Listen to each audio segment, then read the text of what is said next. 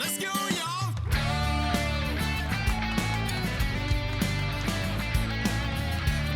It's about that time. It's Friday night and I'm going out, sitting high. There ain't no doubt, pulling for my team for one more victory. Tailgate's down as I jump around. Parking lot party is thumping now. Sipping on a little bit of something from Tennessee. That Porter John is calling me. There's something about that football town. 77 southbound. Gonna watch the Stallions play. Football City, USA. Hey, I'm Kenneth Proctor here to tell you about the Viper offense. I want to tell you the pros and cons of the offense before we get into it. I came up with this offense because I got bored of watching the game. After 22 years of coaching, 18 years of playing, it's not like I'd see anything new. And I like to innovate. Not scared to do it. So, the pros of the offense. One, you get athletes out in space. Who don't want to do that? Second of all, you can put your best five against their best five. Even their best four against your best four. The defense tries to overload one side, you just run it the other way. You can snap it both ways. It spreads the defense across the entire field. They got to defend the whole field. Next thing, if you undersized at line, doesn't matter. This way, you can use athletes all over the field if you want. As a matter of fact, it's better to use smaller linemen in this offense because you have big gaps. And if they widen the in out, or there's 5 yards between the center and the guard, those guys got to be able to move. So it doesn't hurt. And you're really relying on the athlete out in space anyway. Another thing is the quarterback is already out of the tackle box when he gets the ball. So he can throw the ball away right now if there's a problem. Get her next down. No penalty. A lot of times when you're running through the line anyway, backside linebacker comes in and hits you, or somebody backside gets you. There's no backside defense against this offense. They're too spread out. There's no way the backside's ever going to get you. In this video, I'm going to show you against the 40 defense how this has worked because that's what everybody's run against us. If somebody runs say a 34, there's going to be more space up the middle to run. Take what they give you. I've had a team take out their tackles and put some smaller guys in there to run through those open A gaps. Well, you just audible, bring those guys in, run it right at them. Very simple. It's not complicated. And really, keeping to the concept of run versus man, pass versus zone. The whole offense is basically RPO offense. We use the backside athlete as basically a bailout. Something bad happens, bad snap, you got them running under like basically a screen or shovel pass. You also audible against the wide end. You got a sweep called, they widen their end out or blitzing a strong safety or corner. It turns into a power. And you got somebody open. When a corner blitz, strong safety blitzes, you're open now. You make a cut. The cons of this offense is really just the snap. You have to practice the snap. If you get one bad snap, it's going to throw you back about 15 yards. So you got to make sure you get the snap right. Well, I hope you enjoyed the video. I hope you get a lot out of it. If you're a coach out there, it's going to take some nerve to run this. Because time you run it and something bad happens, you're going to hear the voices. But we already hear them anyway. Have fun. All right, our basic Viper formation has a guard and tackle on each side of the center, 5 yards away from them. 7 yards deep in the backfield, you have an athlete lined up behind the guard and tackle. The ball snapped at a 45-degree angle from the center. The first play we ran out of this was a sweep. Just snap it and get outside. Hook block. Little cross action on the outside. I don't even think we did the cross action at first. No, straight out block. And took off. Linebacker made the tackle, so we had to fix that later on. We added a little crack action on the blocking. But we still get positive yards out of it.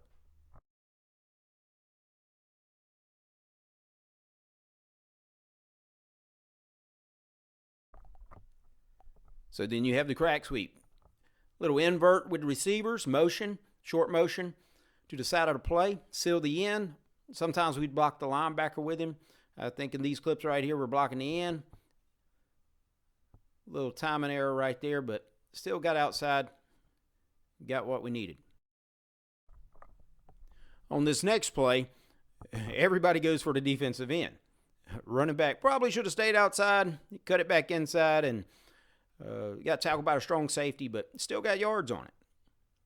Everybody told me that, oh no, you're too deep in the backfield. You got too far to run. Yeah, you do have a little far to run, but you get big plays out of it, as you see there. Next, we have the hook sweep. We bring our motion across the field and just hook the defensive end. If the end's tight, then block them with the tackle and go to the linebacker with your motion.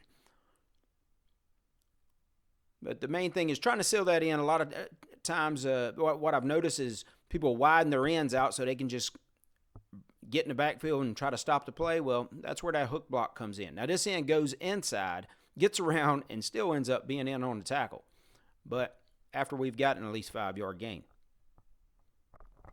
Here you'll see our guy going in motion. Actually doesn't get the end or the linebacker, goes straight to the free safety because we're off and running.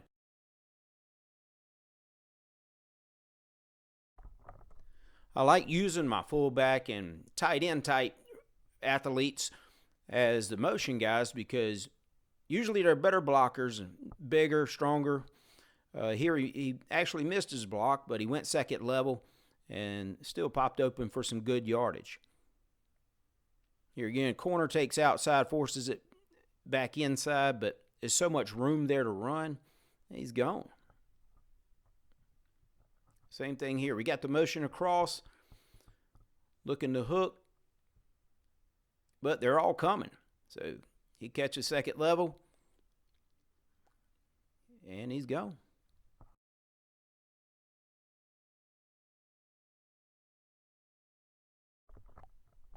Next, we have our power. We have that same motion that we're going to hook him with, but this time the end's out wide, so we're just going to kick him out and run up under it. Now, you'll notice on this play, the snap was a little off, so the timing was off with the block and him hitting it up in the hole. But you put a running back out in space like that and make some moves, he's got plenty of room.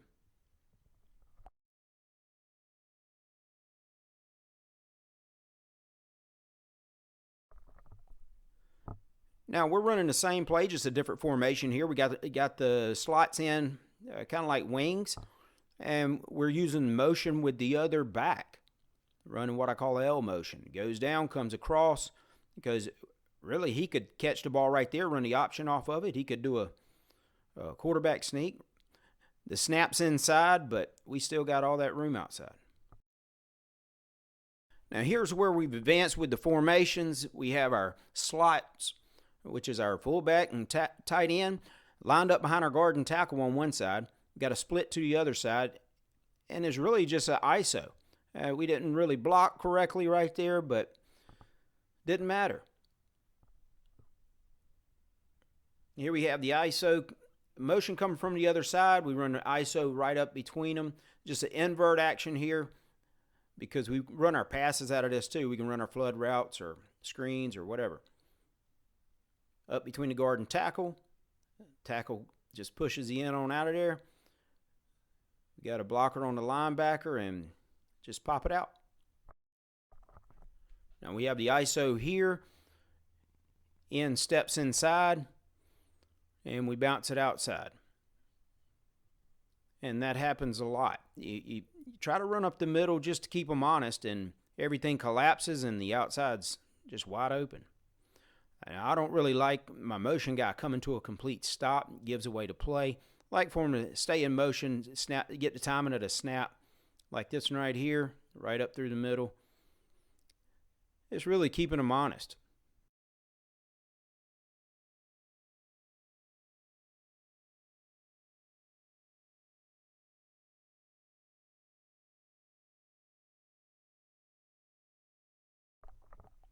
Now, using an overload situation, we shift our guard and tackle to the other side to fill that gap, that A gap.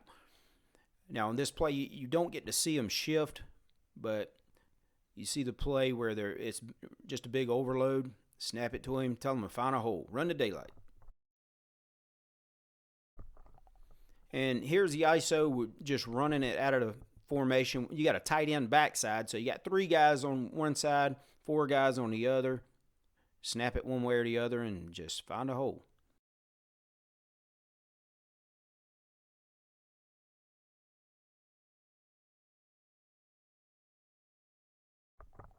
Now here we change it up and use a little different blocking scheme. Have both our backs go in the hole instead of one blocking outside, one blocking inside. And honestly, a lot of times you can draw it up one way, but if they see a threat coming from the outside, he'll take the outside. If he sees a linebacker coming up through the gap, he can just go meet him head on.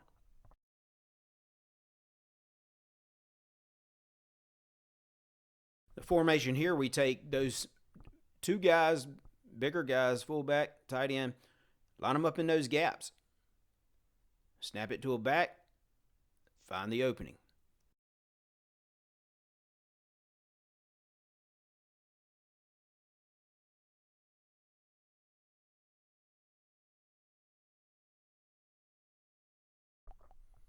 And we will send both of those guys into one A gap. We'll pick a right or left A gap, whichever side we're going to snap it to, and go in it.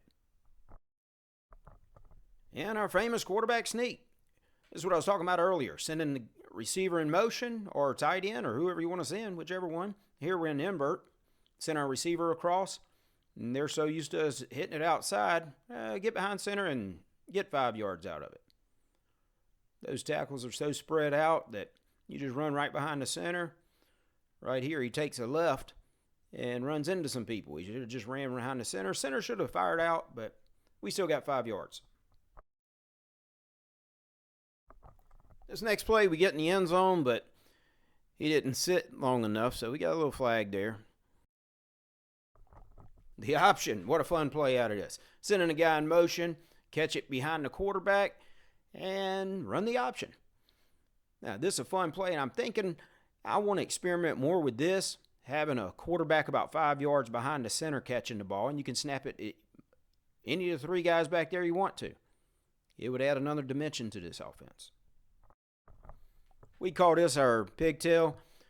It's really an RPO, catch it, run to the outside, and the other running back's a bailout, running towards the center, the middle there, almost like a shovel pass or a screen. He's running outside, gets it out. We got a pigtail on the inside, kind of like a broken arrow on the outside, just going deep, really, and he's wide open.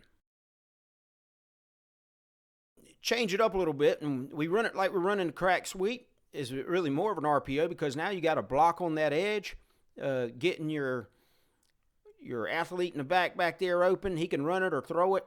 We run the wheel action off of it, and he could have ran it or thrown it right there. It's both of them were pretty open.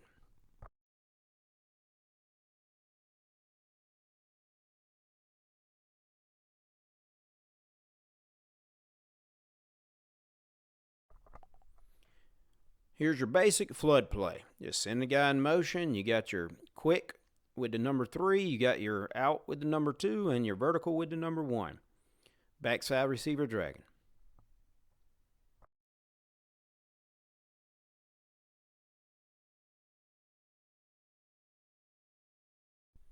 I was told you can't throw a pass out of that because they're going to run right up through the middle and sack your quarterback. Well, not necessarily. Flood route, we're rolling outside anyway. And I teach those receivers, turn your head. If you see somebody blitzing, strong safety corner, turn now. You're going to catch the ball. We run the quick screen out of this. Now, the play you'll see here, our receiver goes a little too deep in the backfield, but we still end up getting positive yardage out of it. But it's just your basic quick screen.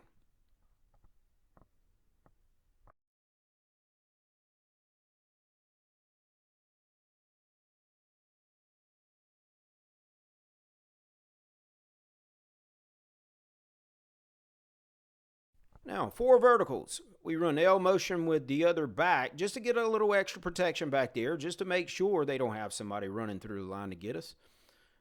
And we got plenty of time to get rid of it. Now, the back here stopped his motion, really in a bad place. He was almost in line of the snap, but we still were able to get it through and just a lot of room on the outside. He chose to run it, Got plenty of yards. And there you have it. That's the Viper offense. Endless possibilities, multiple plays, multiple formations. I really, really feel this is going to change football forever. Thank you for watching.